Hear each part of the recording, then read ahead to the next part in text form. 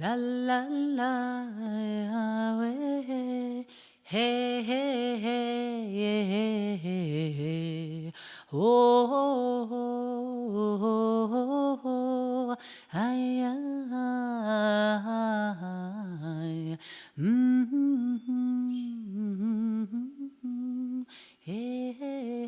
INpowered Health, a podcast shedding light on how healing is an inside job.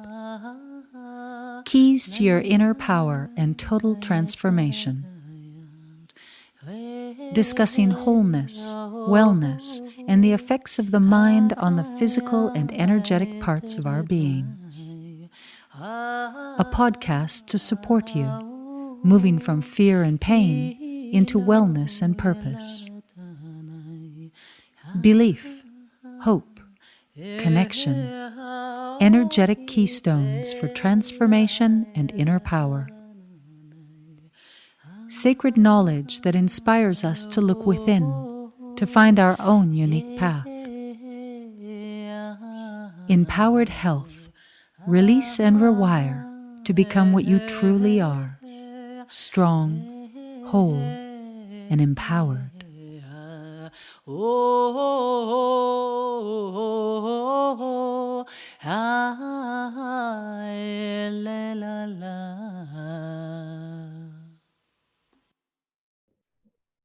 Shel and Jayne here, your naturopathic doctors dedicated to inspiring you how to be empowered in both your life and your health. Natalia Rose is here with us today to teach you how to use food as medicine. She is also going to share with you a very interesting energetic detox protocol called Detaching from the Matrix. Welcome, Natalia. Oh, thank you guys so much. I'm so happy to be with you, Jayne and Shel. Yeah, it's so exciting. I'm going to read your bio, which is amazing. Natalia is currently living in South Africa. She graduated from the New York University. She is an author of 8 books, including The Raw Food Detox Diet, Raw Food Life Force Energy, The New Energy Body, Emotional Eating SOS, The Rose Cleanse, Forever Beautiful, The Fresh Energy Cookbook. And Natalia has been featured on NBC, Fox News, The View, and in publications like the New York Times, USA Today, Women's World, and more. So grateful to have you here today, Natalia. Would you be able to share with us how we can use food as medicine? Sure. So I think the first thing to just to get right into the thick of it and how food and the body work. I know this is kind of a shock for most people to hear, but we overemphasize food and we underemphasize abstinence and space between. But this time where we're not digesting, time where we're not trying to extract value from food, because food has become this centerpiece in our lives. And let's say in terms of socially and in terms of the way we believe that we're nourished through food, when really we're mostly blocking our bodies with food. It's too much food. It's too often. It is 3 meals a day plus snacks plus beverages. That's what's poisoning us. It's like we're putting all of this in, but it's never actually getting to be broken down and eliminated. And that the backlog that comes from failing to eliminate what we put in is poisoning us. So the first way to look at food as being one's medicine is recognizing the need for abstinence from food and not looking to see how much more can we eat, where can we gain some more superfoods or more nutrients or more micronutrients or, but rather how can we remove the blockages that are continuously 24 hours a day poisoning us because of all this food we put in ourselves. So number one is the best way for food to be our medicine is to take in a heck of a lot less of it. And then we can start looking at, okay, so when we are taking in food, what are we taking in? As opposed to this, big smorgasbord every day. So if we can distill that down to then realizing what actually is deeply nourishing And then we get onto the subject, one of my favorite subjects, which is electrons. Electrons are the life force in the subatomics. So what has electrons? And then we get into the subject of how do we connect this whole idea of health with alkalinity, with life force, with conductivity and current rushing through the body. And that all comes down to the electron. The electron is the conductor. So when we think about what's a life-generating food, what is a medicinal food, what is going to contribute vitality and enable, let me put it this way, what's going to contribute intelligence. So the only thing that's going to be have a medicinally positive effect in the body is something that's going to contribute intelligence. So whether we're working with food or we're working with homeopathics, which is I'll leave that domain to you, Jane. But we're working with a concept of intelligence, something that knows what it's doing when it goes into the body. If something doesn't have intelligence, then it's basically just creating more obstruction. So if we have something with medicinal value, it has medicinal value because it has intelligence, and the electron is full of intelligence. It's full of the imprint of life. So if it has space to go in and work, because space has been created by the release of waste matter. So we have to get into the subject eventually of cleansing, moving waste out, not just hypothetical cleansing where people think, well, I'm having a juice fast for 3 days, so I must be cleansing. I'm talking about actual waste leaving the body. That's cleansing. So when we remove enough obstruction so that this medicinal food can come in with all its electrons, with all its intellectual value, then it starts bringing in what I call know-how. We have know-how. If we don't, if the body's obstructed and filled with all this rubbish that's gone in for decades and decades, what it has is it's a state of being dumbed down. We want to go from being dumbed down to having know-how, and we do that by removing the rubbish from the body, removing the obstruction, and bringing in the know-how, which is the electrons. And this is to just connect to that one thought between the alkalinity with the life-generating, high-conducting electron value substances, is they are all the same. They all are in the form of sun foods, and predominantly chlorophyll-rich sun foods, which of course are our leafy greens. So the best medicinal foods are your leafy greens. The only food that I would say is on par with leafy greens, and even possibly superior, and this is going way out there now, is bee pollen. Because bee pollen is a form of electrons being put into a grouping from such a vast microbial storehouse, which is a forest. The bees are going from tree to tree to flower.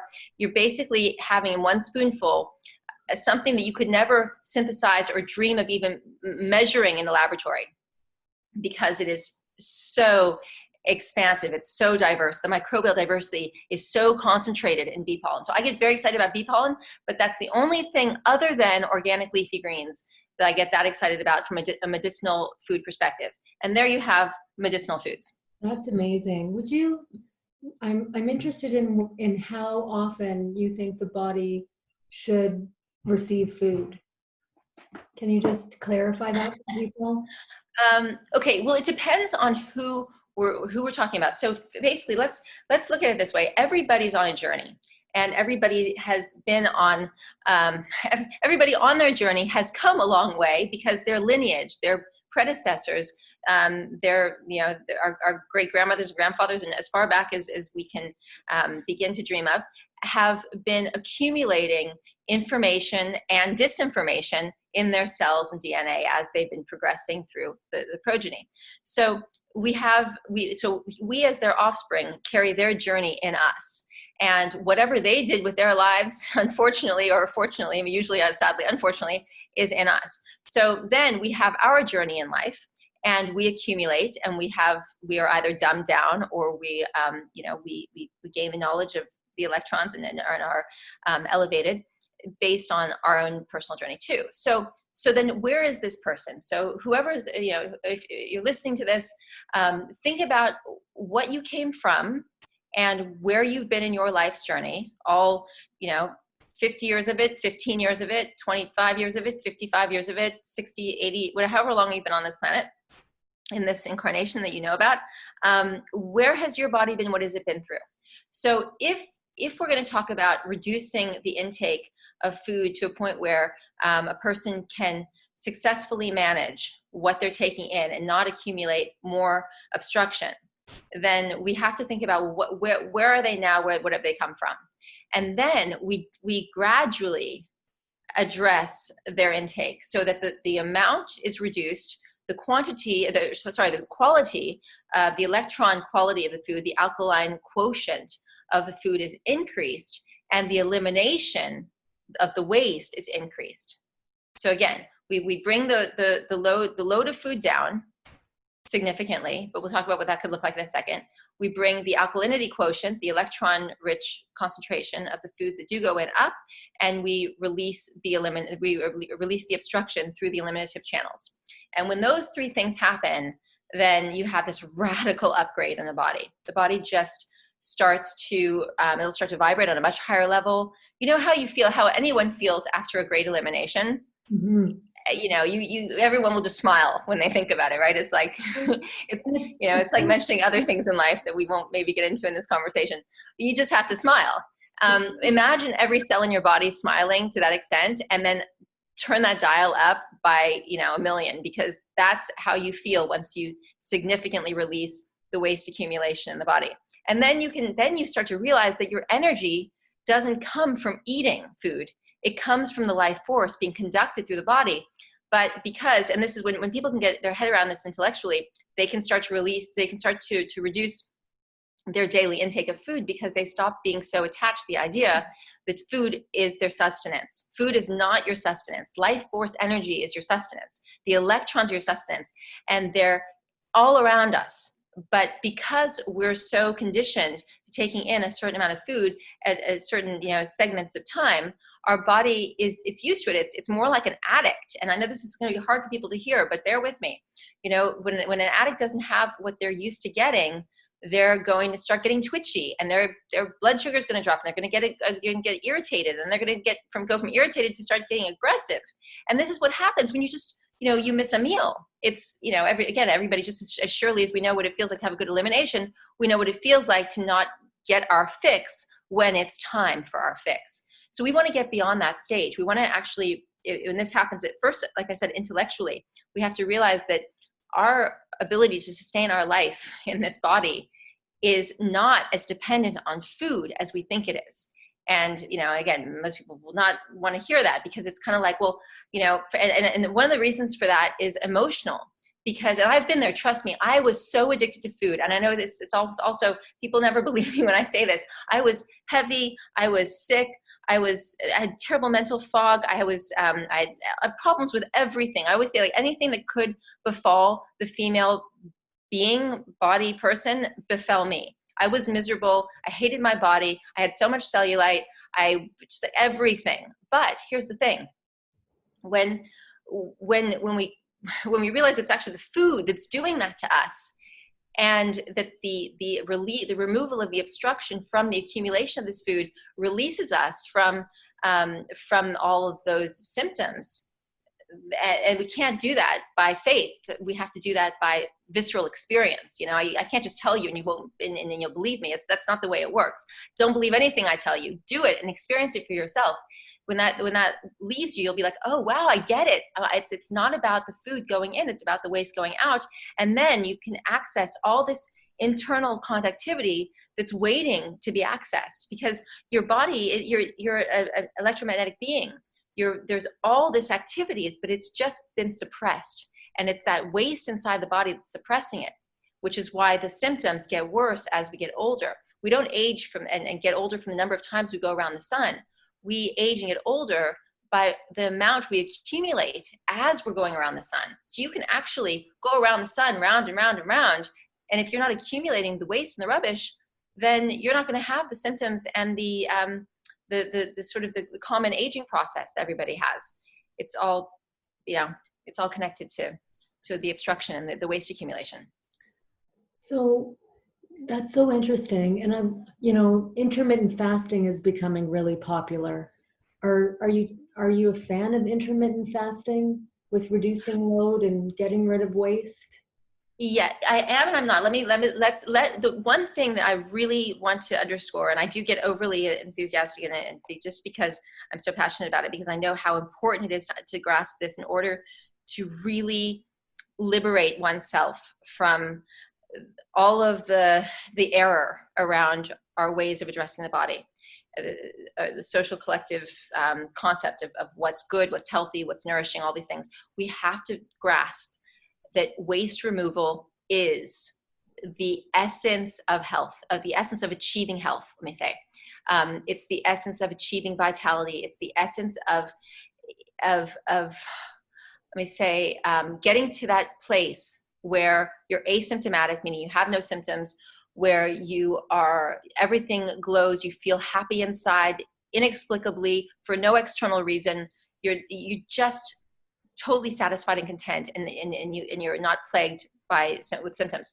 So intermittent fasting, juice fasting, anything that is spoken about that has any validity to it is only valid in so much as it's coupled with the elimination of the obstruction in the body. So to do intermittent fasting without elimination, in my mind, is pointless. It's only going to make you maybe a little less congested, but you're still going to wind up with the same amount of waste energy, which is why I'm not a fan of water fasting without colonics, or juice fasting without colonics, or any of this. But by the same token, here's what's so interesting about it. By the same token, you could still have your 3 meals a day, but make them raw salads and say like a blended green juice, or a blended gazpacho, or a little bit of low sugar fruit like berries. I'm not a big fan of fruit at large, but little bits, and have a lot of high water content, electron rich foods during the course of the day, without intermittent fasting per se, intermittent fasting for some people is 3 hours. For other people, it's 8, 10, 18 hours, 24 hours, or more. But based on whatever you were eating, and have the elimination channels opened, and you'll have far greater results. You'll have vastly increased health versus intermittent fasting without colonics, without that. It's the way that the colon is so saturated in waste, and it goes through the colon walls, which is why people will often say to a colon hydrotherapist and colon cleansing enthusiasts like myself, oh, well, I went for my colonoscopy, and, you say that the colon is so impacted, but my colonoscopy read that it was, my internal tissue was pink. It was clean. It was pink. This is where it's the internal, it's the layers within. So if you take the cleansing substance, was it the magnesium citrate, or even some doctors will allow you to have a colonic before your colonoscopy, which, remember, you can do that, and you can ask for that, if you want to, because it's a lot less aggressive on the colon. But you'll do that, and the reading will be pink, yes, but that's just because the center has been cleared.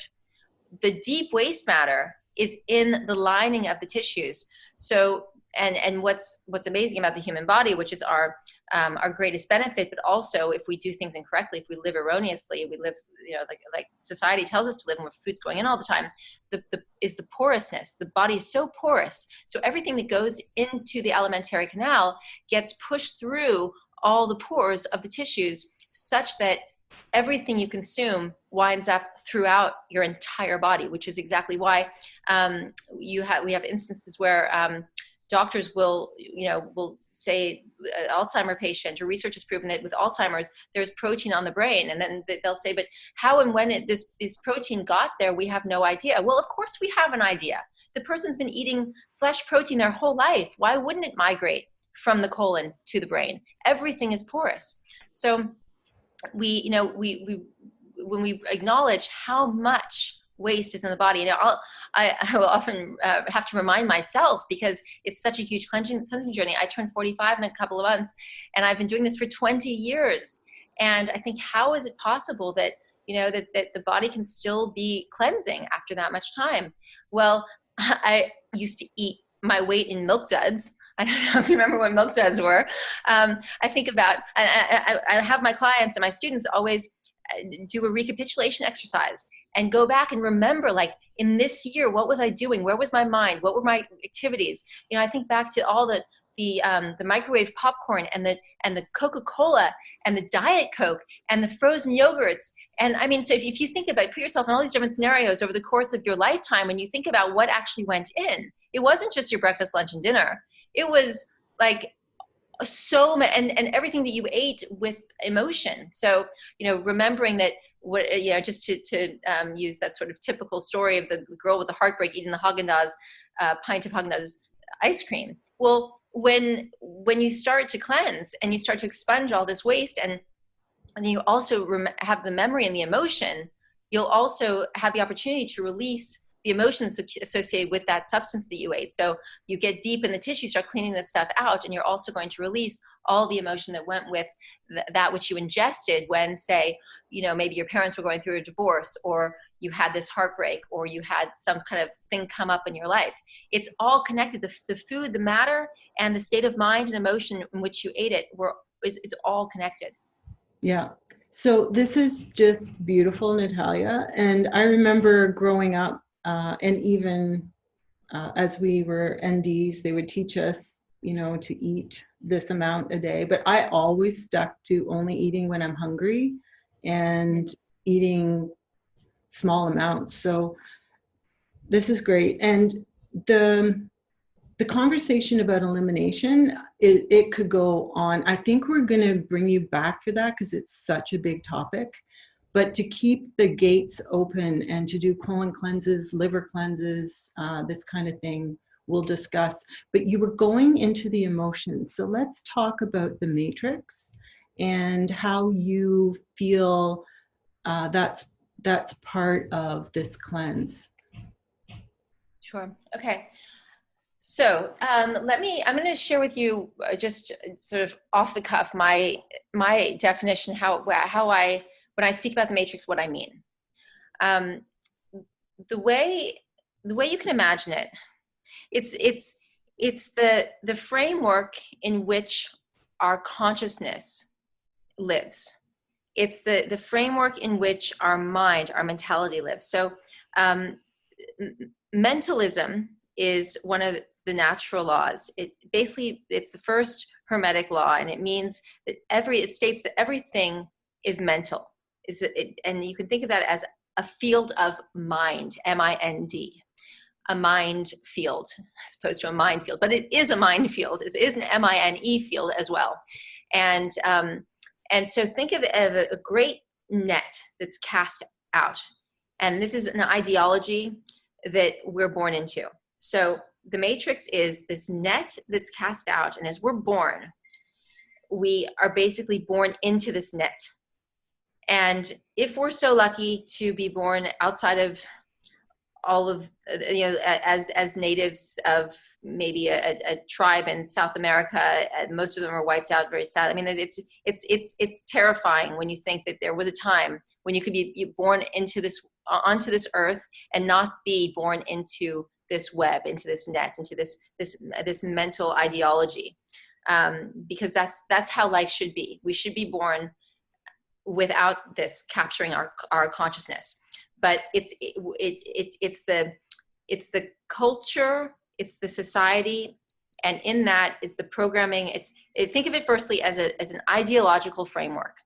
And when we enter that, unless we have somebody telling us otherwise, that actually life is not what it seems, we buy in to what everybody's doing around us, what our parents, our teachers, our friends, our family, et cetera, et cetera. So as we do that, sorry? It's like a program. Mm-hmm. It's a program, but it's the way I just wanted to be clear that it's like a net, because it's a field. Remember that it's a mental field. So there we are, we're in it, and then we're absorbing everything about it, because when we're babies and through to the point of being about 12 years old, we're basically just like, we're absorbing everything like an egg. So everything that is, let's say, it's the feminine energy that's very absorbent. And when we're in our youth, we're in that absorbent receptive. Let me say receptive absorbent, as opposed to the radiant, which is the masculine principle. It's not boy girl. It's just their principles in natural law. So as we're in this receptive stage, now when we're adults, we're supposed to be in our radiant stage.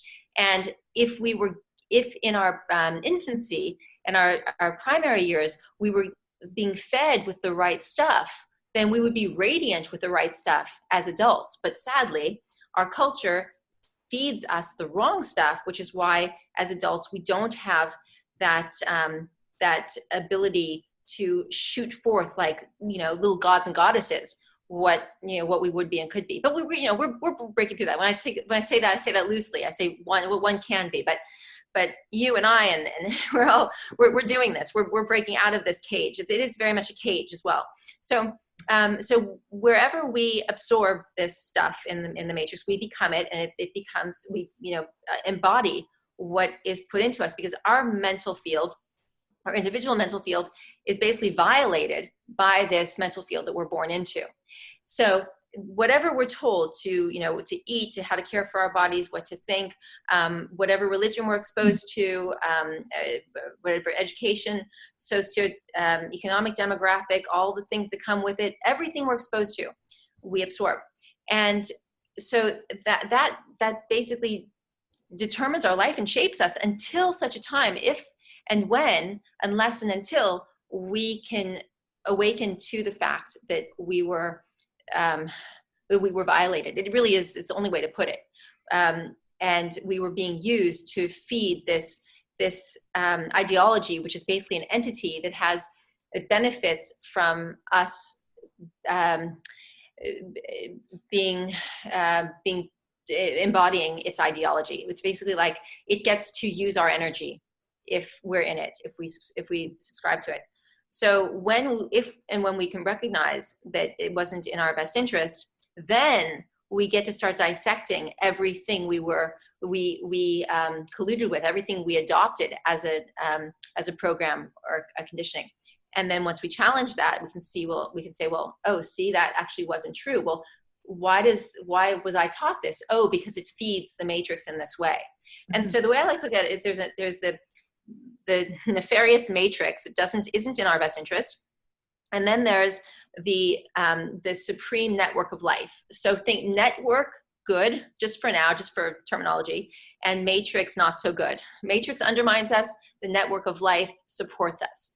Mm-hmm. So then we can get into the fact that the dark forces always take everything that's the life force network creates and inverts and perverts it, because it can't create anything of its own. So it has to copy, and in copying it, it inverts, kind of like a reflection. That the reflection, if you look in a mirror and you see yourself there, that's not you. That's your reflection. You are looking in the mirror. You are real. And that it's so important to differentiate. That's why we have to get away from mirrors, and we have to get and not to get too deep on everybody, but all of these black mirrors that we have. Now, it's no surprise that the show is called Black Mirror. It basically everything from a computer to a smartphone to a microwave, everything that is a screen is basically drawing our energy, drawing our attention, and energy. Our energy goes where our attention flows. So we give of our energy, our precious energy, to whatever can capture our attention. Yeah, so, Natalia, can you give us an example of how you have done this in your own life, realized where you were captured by the matrix, and then changed your it's way of everything. It's actually it's quite a disturbing. Sorry, guys. It's a truly, if you're actually doing it right, you will find it a very disturbing process. Yeah, it's awful because number one, it's very lonely, and when you wake up to all this stuff, I mean, it's great if you have friends that are like-minded, but even with that, it's kind of like no man's land. But it's not like that forever if you can get through the other side of it, because we have, either people are going to they're going to wake up briefly and be like, I don't want to wake up. I don't want to look at the reality because it's going to take too much work and I don't want to do that. So let me just go back to sleep. And, and that's totally their prerogative, and each to his own in his own time. I think eventually each one of us is going to have to do this. And it's like being born and dying. It's not something anyone can really hold your hand through, but it's a huge initiation with a great reward. So, being born, I mean, there are a million different ways that, we are initiated into things all the time, but successful initiation means that something really big comes next. Something wonderful comes next. So it's so worth it, because you get your mind back. So your mind's been, as a child, you didn't have any say in the matter. You gave your being over, and it took over, and you absorbed all this stuff. But then, if you can get your mind back, you get your sovereignty back, you get your power back. So people often say, well, I'm empowered, or I'm taking my power back. To what degree? It's like enlightenment. It's all steps along the way. And so you asked me a question, I want to answer it. I would say that there's not a category in my life that wasn't completely flipped, that I didn't have to fully contend with as I emerged from the matrix. And I don't even want to say that it's like enlightenment or empowerment. I would never say I'm fully out of the matrix.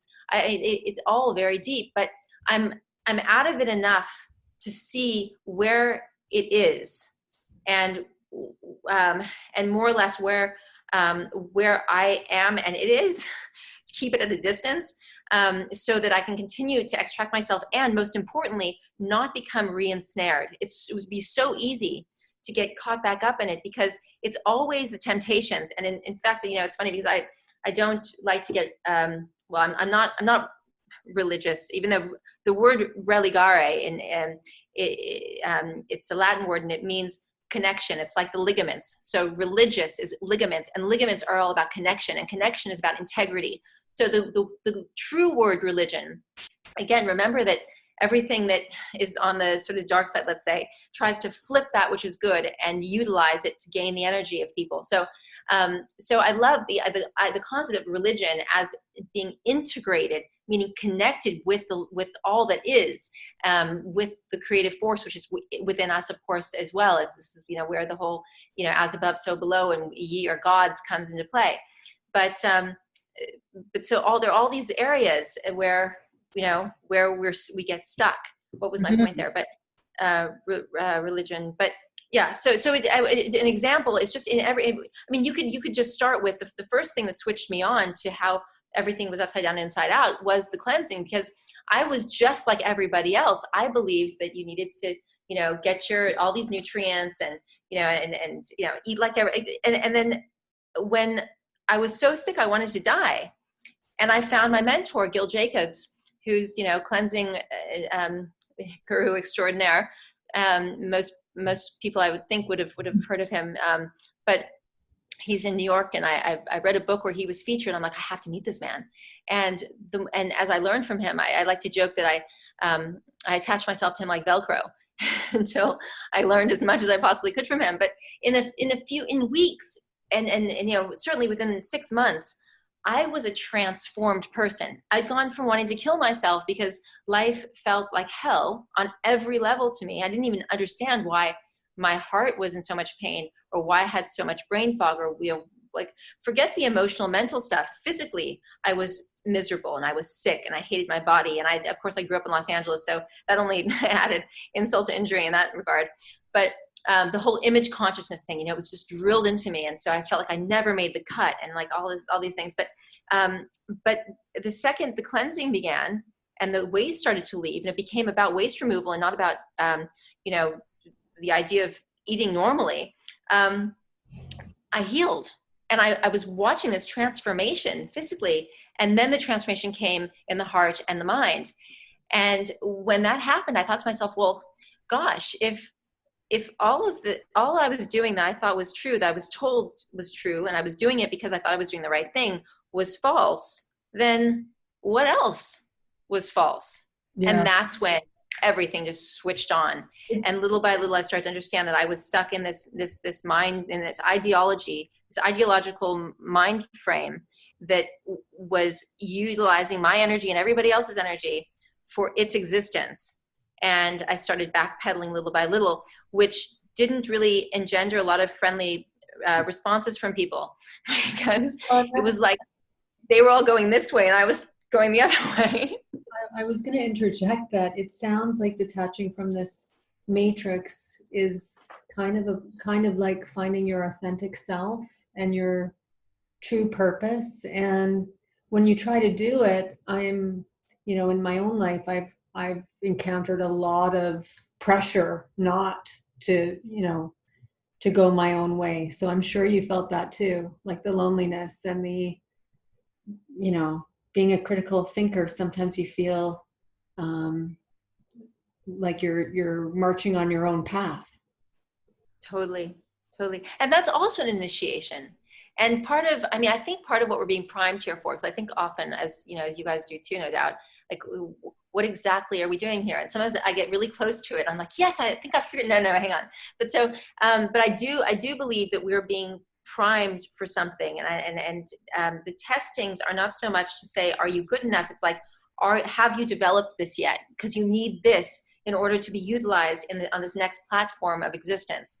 So when we are confronted with these sorts of challenges and interpersonal challenges, and we feel like, we're being rejected or we're having to walk a lonely path, I think it's just because we're supposed to develop this certain, whether it's a certain, let's say proverbial muscle or a skill, so that it's a natural function for us. And once it becomes a natural function, then we're ready for this next thing that we're maybe being primed for. Yeah. Mm-hmm. Natalia, let's tie this into the question we ask everyone we interview.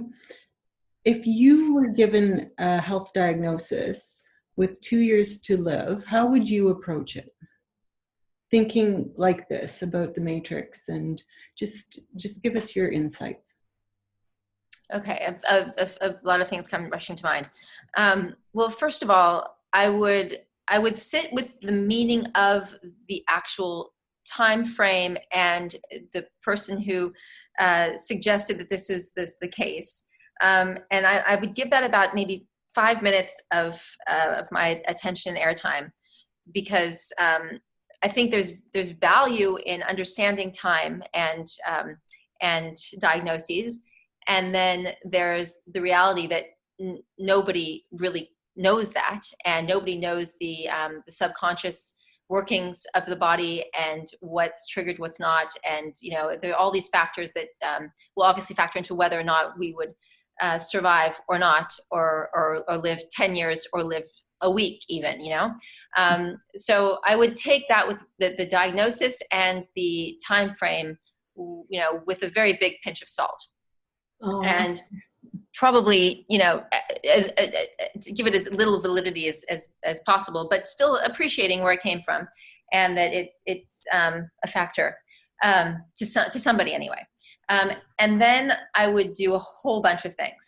First of all, I would think about what matters most to me in my life and what I really want to convey and give to the world. And death is actually one of our best allies, because the idea that death is always like looming, and in death, when I say death, I mean, because we can never die. We're energy, we're spirit. We're just going to go on to a different form, and whatever's next. And we don't know why we signed up for how long. It's not always a tragedy if we leave what the matrix mindset would say is prematurely. Like there's so much that we don't know. So with all that in mind, as sad as it is for the people who we leave behind, that's really where the pain is. But if we figure out what really matters most to us and the legacy we want to leave behind, and we start documenting that in whatever, that's what I would do. Sorry. What I would do is I'd start documenting whatever I felt needed to be documented in order to provide a better life experience, more knowledge, or whatever I could for those who remain here. I think, this place is such a difficult place.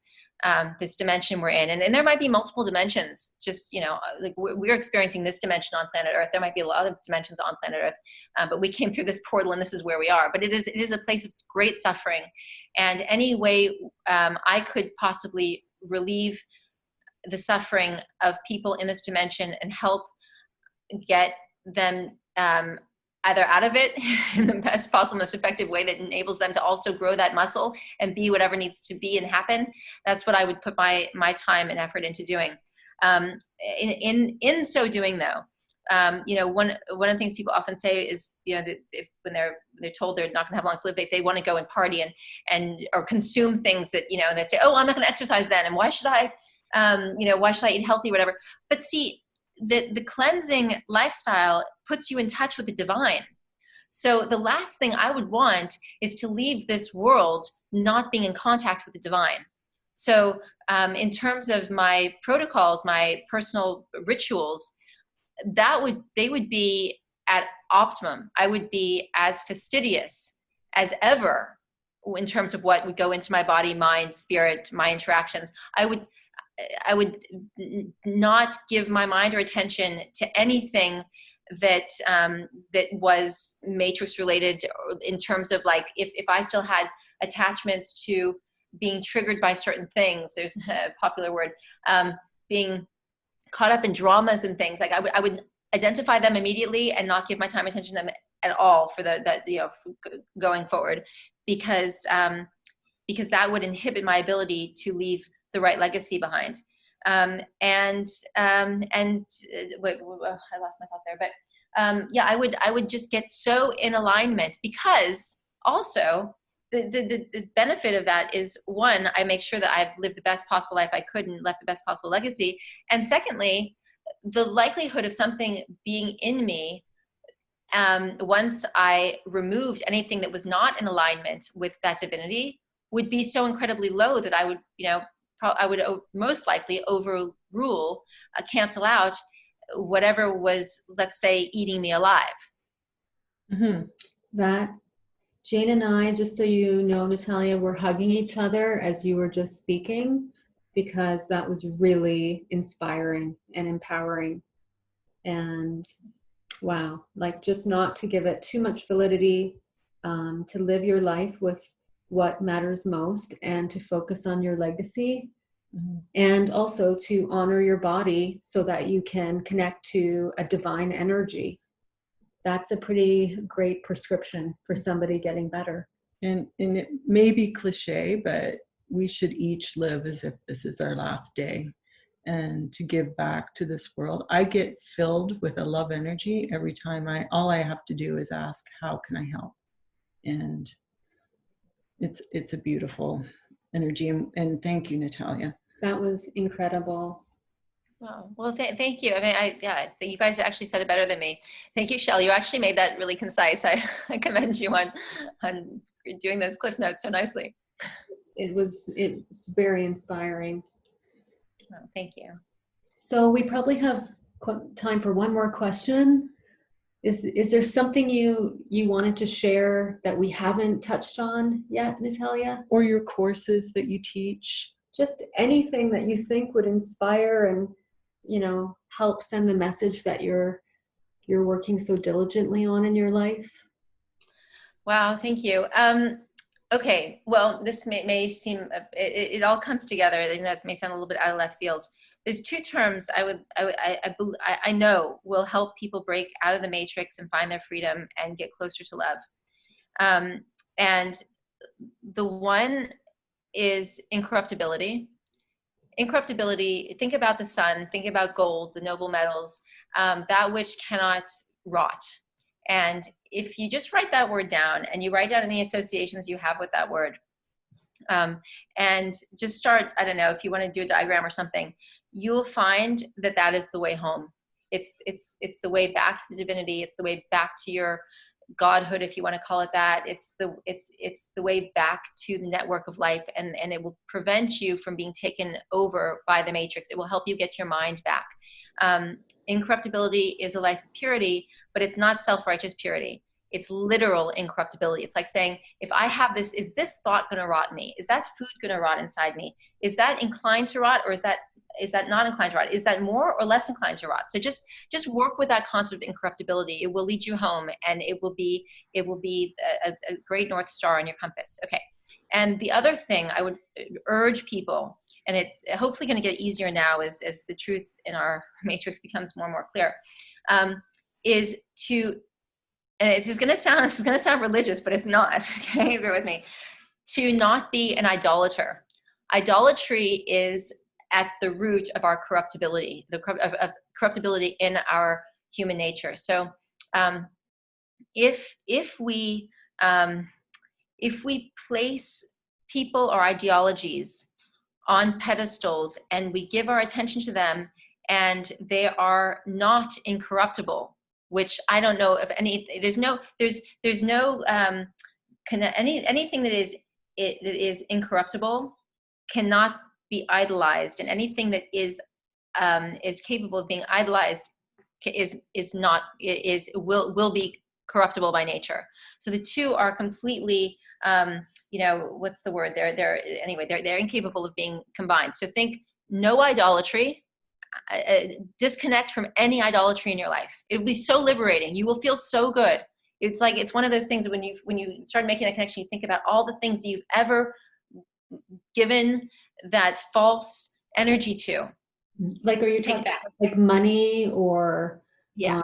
Even and everything connected with money, everything connected with glitz and glamour and fame or vanity. Vanity is a big one. Just anything in that realm, and you can do a diagram around that too.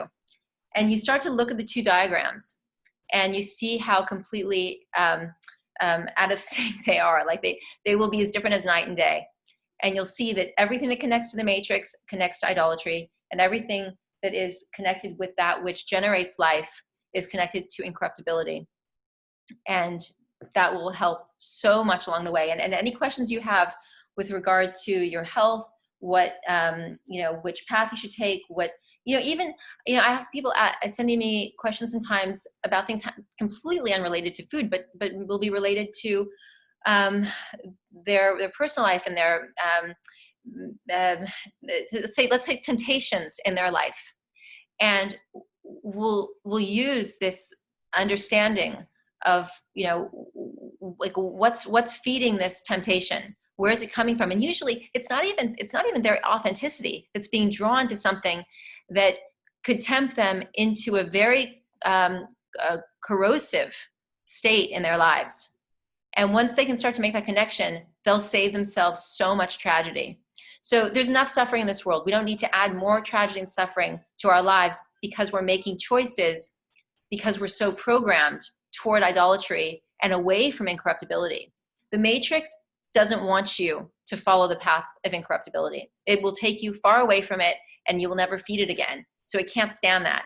But it is also, it's a superpower. And one of the things that's gotten me through one of the toughest times in my life, which is what I've been going through in the last 2-3 years, is that incorruptibility is my superpower, and it's literally kept me alive.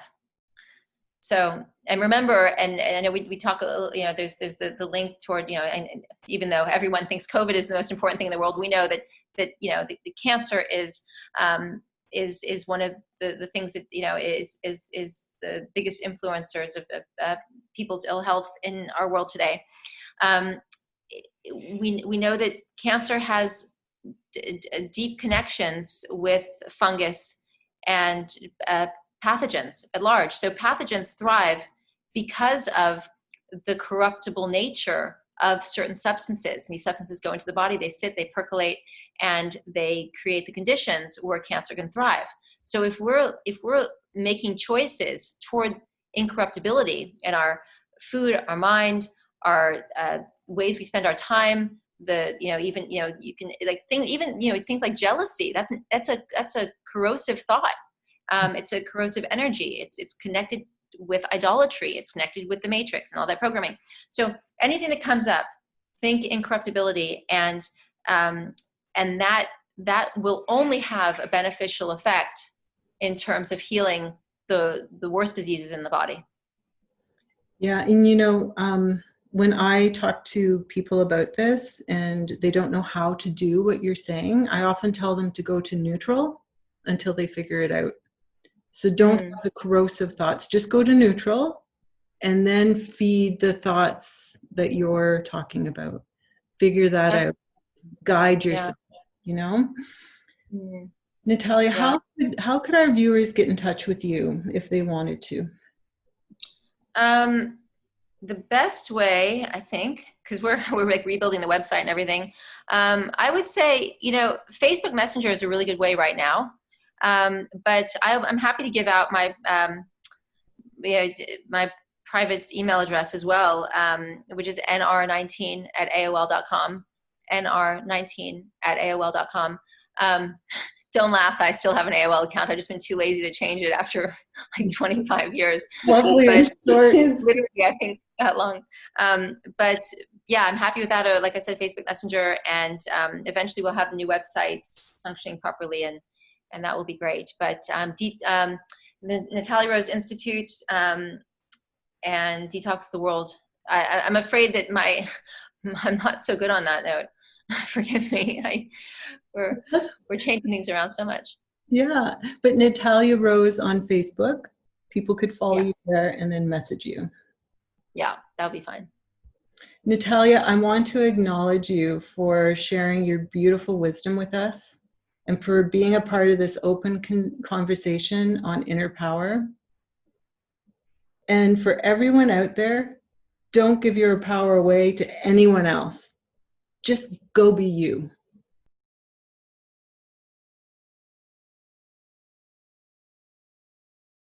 Yeah.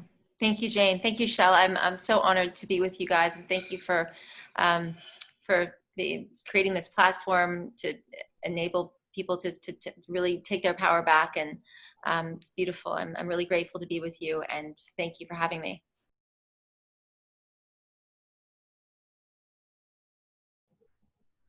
Oh, good. Okay, honey. Oh, wow. That was so beautiful. I've stopped recording now. Yeah, I'm good. Okay, I'll show.